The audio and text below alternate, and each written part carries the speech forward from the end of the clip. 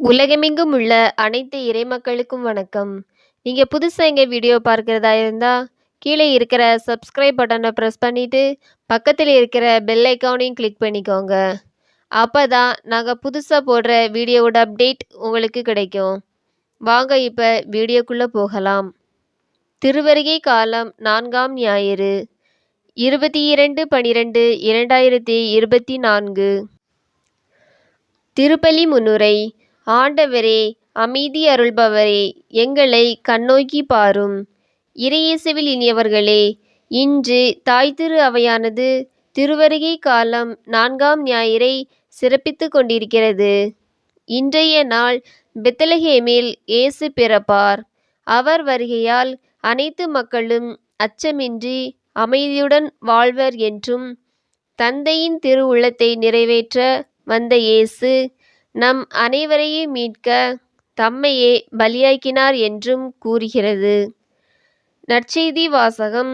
தன் உறவினரான எலிசபெத்துக்கு உதவி செய்ய சென்ற மரியா எலிசபெத்தை வாழ்த்துகின்றார். அப்பொழுது எலிசபெத்தின் வயிற்றில் இருந்த குழந்தை மகிழ்ச்சியால் துள்ளிற்று. தூய ஆவியால் நிரப்ப பெற்ற எலிசபெத்தும் மரியாவை, பெண்களுக்குள் நீர் ஆசி பெற்றவர், ஆண்டவர் சொன்னவை நிறைவேறும் என்று நம்பிய நீர் பேறு பெற்றவர் என்றார். தூய்மையான வாழ்வும் இறை நம்பிக்கையும் மீட்பின் ஒளியை கண்டடைய செய்யவும் இறைவனில் இணைந்து வாழ்வோம். இறையாசீர் பெறுவோம். முதல் வாசகம். மீகா நூலிலிருந்து வாசகம். அதிகாரம் 5 இறைவார்த்தைகள் 2 முதல் 5 முடிய. முதல் வாசக முன்னுரை.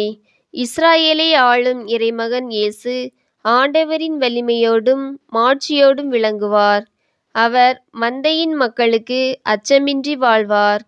உலகின் கடையெல்லை வரை மேன்மையோடு விளங்கும் இயேசு அனைவருக்கும் அமைதி அருள்வார் என்று கூறும் மீகா நூலின் வாசகத்தை கேட்போம். இரண்டாம் வாசகம். எபிரேய நூலிலிருந்து வாசகம். அதிகாரம் 10 இறைவார்த்தைகள் 5 முதல் 10 முடிய. இரண்டாம் வாசக முன்னுரை. நாம் செலுத்தும் பலிகளும் காணிக்கைகளும் நம் பாவங்களை போக்காது என்பதால் இயேசு பலிகளையும் காணிக்கைகளையும் விரும்பவில்லை. ஆனால் அவர் தம்மையே பலியாக்கி நம்மை பாவங்களிலிருந்து மீட்டு தூயவராக்கினார் என்று கூறும் எபிரேயர் திருமடலின் வாசகத்தை கேட்போம். விசுவாசிகள் மன்றாட்டு.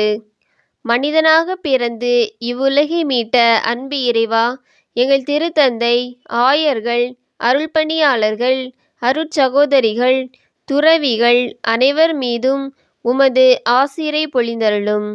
அவர்கள் அனைத்து மக்களையும் ஆன்ம பாதையில் வழிநடத்தும் நல்லாயர்களாய் விளங்கிட வேண்டுமென்றும், இவ்வுலகத் தீமைகள் அவர்களை அணுகாதபடி காத்திட வேண்டுமென்றும், இறையழைத்தல் பெருகிட வேண்டுமென்றும் உம்மை மன்றாடுகிறோம்.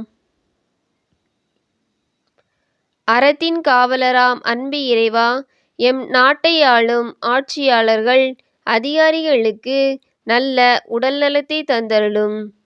அவர்கள் தங்களுக்கு வேண்டியவர் வேண்டாதவர் என்ற பாகுபாடு பாராமல் அனைத்து மக்களின் வாழ்வும் சிறப்படைய செய்ய வேண்டுமென்றும் உம்மை மன்றாடுகிறோம்.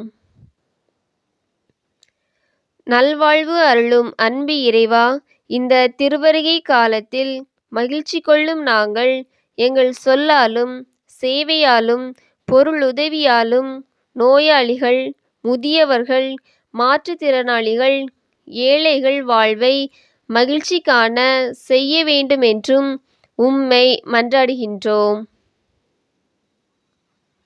பாதுகாக்கும் தந்தையே அன்பு இறைவா, நோய்கள், கடன் தொல்லைகள், வேலைவாய்ப்பின்மை, சமாதானமின்மை என வருந்தும் எங்களை கண்ணோக்கி அருளும். நாங்கள் துன்பங்களினால் விரக்தியடையாதபடிக்கு துன்பங்களில் இருந்து விடுதலை பெற்றிட வேண்டுமென்றும் இறை அன்பில் வாழ வேண்டுமென்றும் உம்மை மன்றாடுகிறோம். குடும்பங்களை ஆசீர்வதிக்கும் அன்பு இறைவா, எங்கள் குடும்பங்களில் அன்பும் அமைதியும் வளர்ச்சியும் மகிழ்ச்சியும் பெருக செய்தருளும். கொடிய நோய்கள் தாக்காமல் நல்ல உடல் நலத்தையும், குடும்ப தலைவர்கள் இளைஞர்களுக்கு நல்ல வேலை வாய்ப்பினையும், திருமணத்திற்காக காத்திருக்கும் இளையோர்களுக்கு நல்ல வாழ்க்கை துணையும் தந்து ஆசீர் வழங்கிட வேண்டுமென்று உம்மை மன்றாடுகிறோம். ஆமேன். உங்களுக்கு எங்கள் வீடியோ பிடிச்சிருந்துன்னா லைக் பண்ணுங்க, கமெண்ட்ஸ் பண்ணுங்க, உங்கள் உறவினர்களுக்கும் நண்பர்களுக்கும் ஷேர் பண்ணுங்க. நன்றி.